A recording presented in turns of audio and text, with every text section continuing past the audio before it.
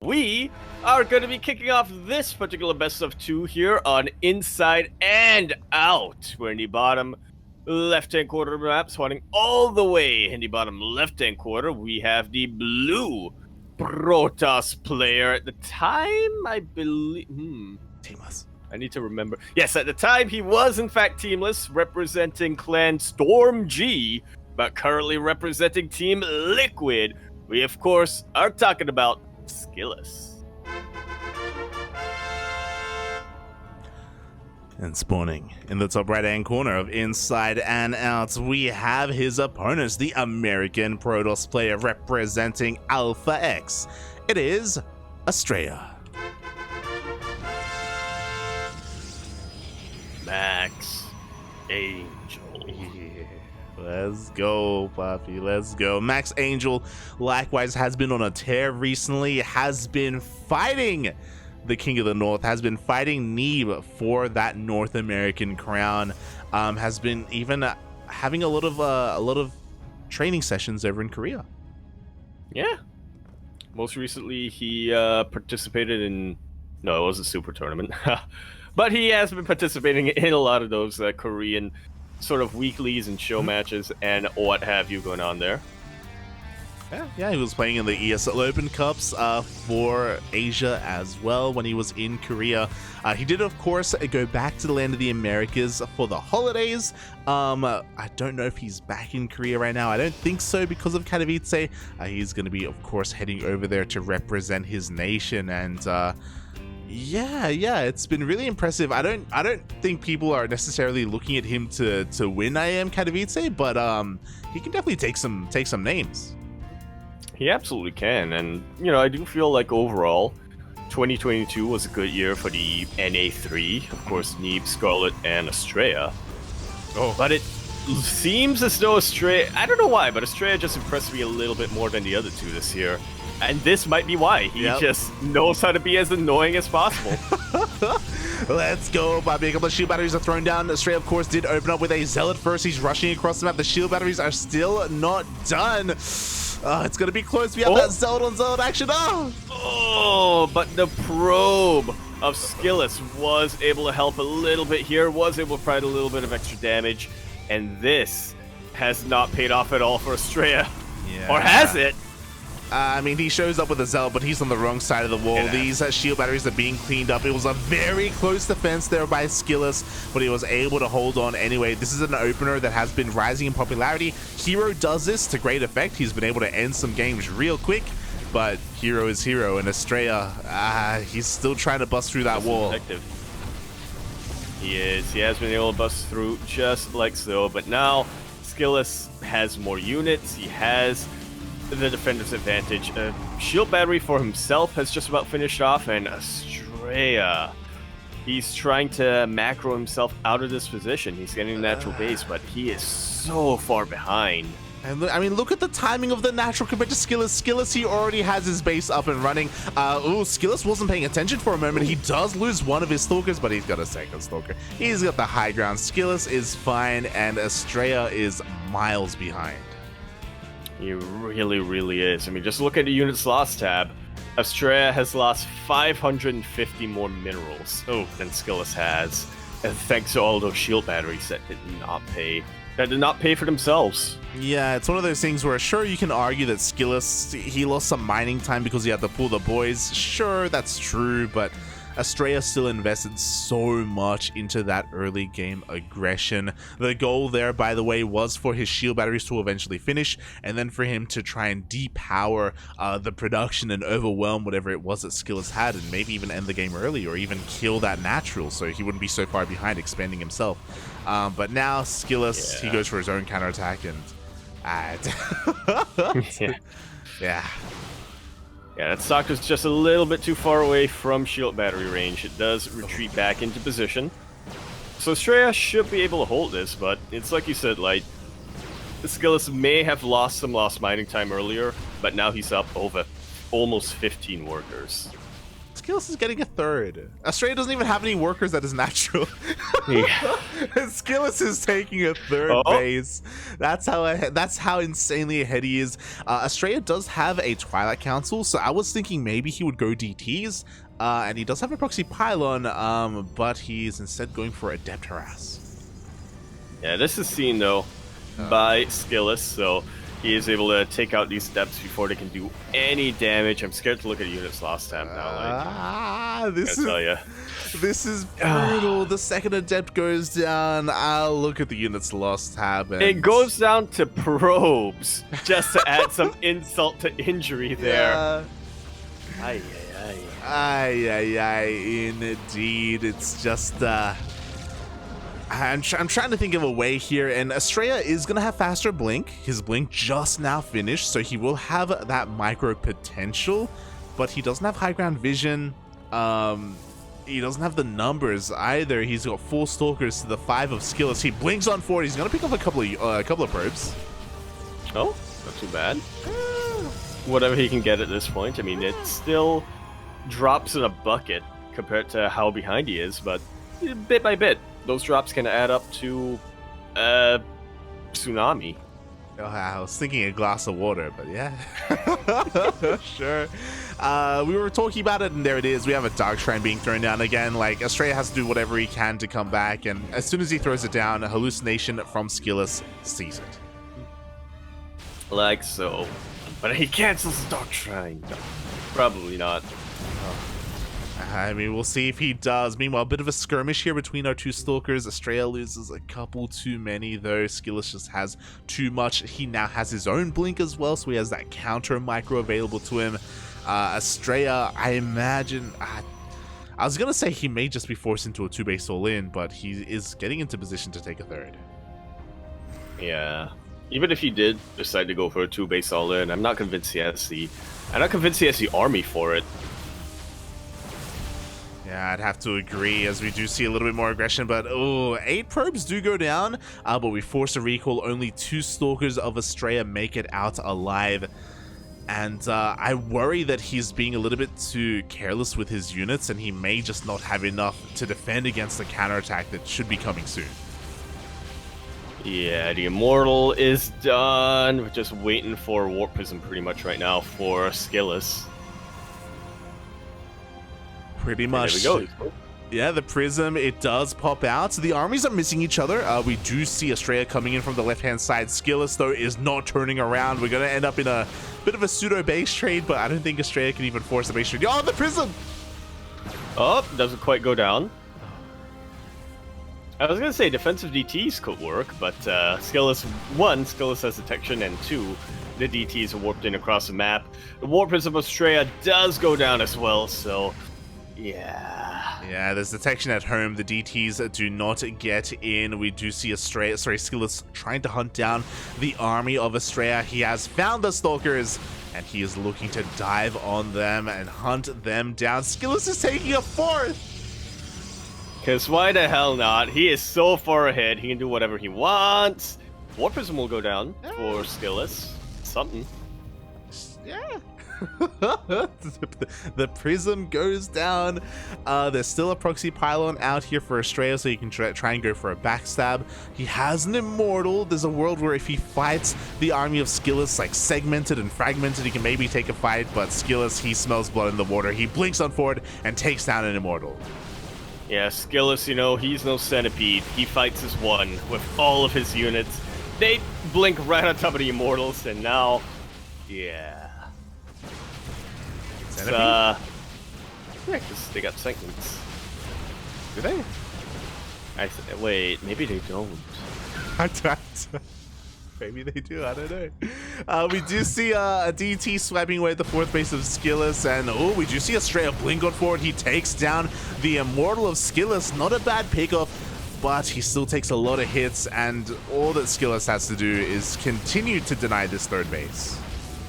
Yeah, that could have been a good start here for Astrea, but he needs a lot more than that right now. He needs to buy a little bit more time, but Skillous ain't selling. GG is called, and Skillous will take game number 1.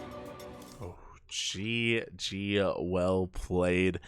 pretty straightforward overall just because of the opener. Again, Astrea was giga aggressive at the start of that game, trying to set up pylons and shield batteries. He chronoed out his Zealot first and was rushing across the map to wreak some havoc. But it really did fall, like, Astrea really did fall in his face, and from that opener, he was just, trying to claw his way back.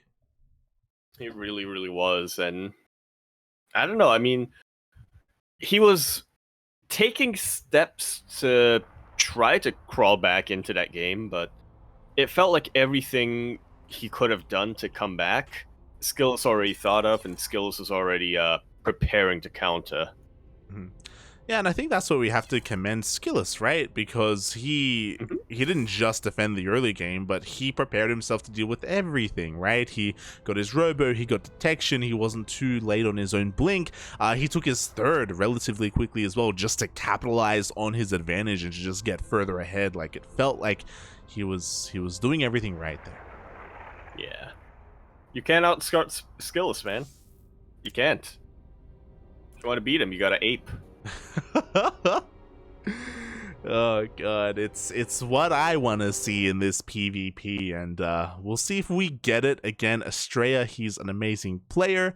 It's just there's only so much you can do once you're in that much of a deficit in game one. I don't want to say that game one was in any way indicative of Astrea's skill and of what Astrea can bring to us, especially in game two. Yeah, it definitely is not. Astrea, I mean, no spoilers, because I already forgot most of the games. But, he can make it far. He can definitely make it far in this tournament. Count us in. All right, in 3, 2, 1, unpause. And here we are now continuing our best of 2 PvP coming out on here on Cosmic Sapphire. We're in the bottom right-hand corner of the map, spawning all the way in the bottom right-hand corner. We, of course, have our blue Protoss player coming out from that land. He actually took the U-Bahn, if I'm not mistaken, from the Netherlands, or from, what's his name? Nazgul's house. He, at the time, was teamless, representing Clan Storm G, but is now officially a bona fide member of Team Liquid. He is Skillous. And spawning in the top left-hand corner of Cosmic Sapphire, we have his opponent, the American Protoss player representing Alpha X. It is Astrea.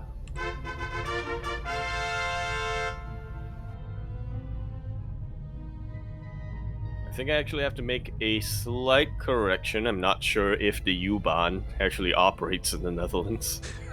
But in my mind, they just rock up right outside Nazgul's house. Yeah, exactly. The tuk-tuk shows up. I believe the Netherlands is hey, where you going? It is in Brazil, confirmed. Yeah. Not ironically, yeah. Just kind of rock up and you'd be like, where do you intend to go? What? To Rio? Yes. Oh god. But already things are a little bit odd here, a little bit different. Astrea opens up with a gate expand, as we would expect, even on a map like Cosmic Sapphire. This is quite standard and quite normal. Skillous goes for a 2-gate opener instead, and this should be ringing some alarm bells for Astrea because Skillous is proxying across the map. Yeah, that's a robo being proxied right now. And Astrea, I mean, he's checking a couple of locations, but not where he needs to. That probe is rallied so far away from the actual proxy location. Yeah, like Astrea, he sees the gases being taken. He does see that the second pylon is missing, so he knows that there is a proxy somewhere. He just doesn't know what. It could be a robo, it could be a Stargate, it could be anything. And he is scouring the ends of the earth right now, and he just is not gonna see this anytime soon. He really is not. I mean, he does have one probe that's out in the map, but yeah, I mean, he just doesn't see it. He just doesn't see it. The Immortal is on the way. And what kind of response do we have from Astrea? Not too bad. He's going for his own Robo. With this, he can get his own defensive Immortal, so it's a good response for the time being. Meanwhile, two Adepts are rocking up here, and they do get a kill on that pylon. Unfortunate here for Astrea. Yeah, these Stalkers do get forced recalled back home as the Adepts shade in and are able to get a couple of probes, a lot of probes actually. I don't want to say all hope is lost here for Astrea. I think he can definitely still buy some time to get an Immortal of his own if there was a shield battery. The pylon, Fabi, the pylon at the natural is going to be focused down. The Immortal of Skillous is here. We do see that Astrea is desperately trying to chrono out his own Immortal. He pulls the boys. He has to protect that pylon. Yeah, he really does. The Immortal should be getting out now, but at this point, what is Astrea protecting? He's lost so many probes. There's a second Immortal on the way. This is pretty dang smooch, I gotta tell you, Light. It really is. I mean, Astrea, he's warping in a Sentry for a Force Field to buy a little bit more time, and it looks like he will be able to. There we go. He does cut up the army in half for Skillous. He does pop the overcharge as well. Yeah, this is actually a really good start to our defense. The shield battery, unfortunately, is within range of the army of Skillous, though, but Astrea is able to force that back a little bit. Now he's going to have a second Immortal. Oh, God. He is going to have a second Immortal at the same time. A pylon finish in the main base of Astrea. Two Adepts just warped in as well, so Skillous is going to be going for a little bit of harassment. Ooh, Skillous messes up with his main army movement. He does lose his Immortal. Yeah. And just like that, you know, Skillous' army is not so scary anymore. Astrea, he's lost 22 probes, but he's got 2 bases. He can rebuild. He can rebuild, but the Adepts are looking to shade into the natural. They're looking to try and finish off whatever remaining workers there are for the time being. No, they actually waddle on in. They're going to be able to get the shield battery. Well, what do they go for? They're fighting the Immortal right now, which is not a terrible idea, but not the best value either. Nice force field once again from Astrea, just blocking off the army. Yeah, it looked like Skillous didn't really know what he wanted there, and even here, I don't think this is the best fight for Skillous. He loses a couple too many of these gateway units, but GG gets called anyway. It is too much, and Skillous takes it 2-0.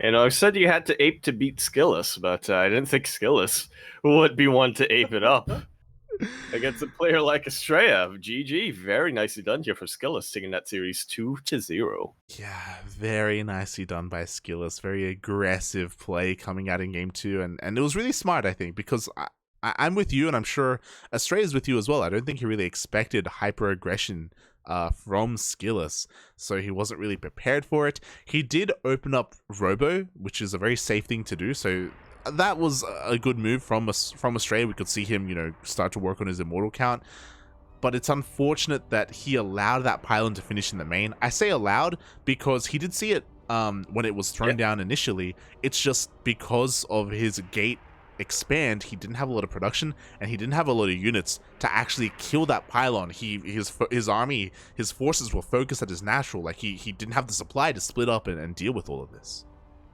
Yeah, he really couldn't. And by the time he did, I mean, the damage was already kind of done. He already lost that many probes, and yeah, he just wasn't really in much of a fighting position. I will say that towards the end there, he was winning the engagements. I actually, in my opinion, it was actually a little bit of a premature GG there. But of course, Astrea didn't know that Skillous was one base all-inning, or going one base in general. For all he knew, you know, Skillous already had a second base, or was working on a second base, and he wouldn't have been able to punish that. So yeah, it happens, definitely does. And with that, Skillous is going to have a very nice lead in this group stage. Oh yeah, really solid result here from Skillous to 2-0 Astrea. Astrea is again one of the stronger players in the world, in North America especially. So yeah, for him to go down in this fashion is pretty huge for Skillous. And we'll see if Astrea can bounce back a little bit, because we are going to be featuring him once again. Indeed we are, but this time in a much different matchup.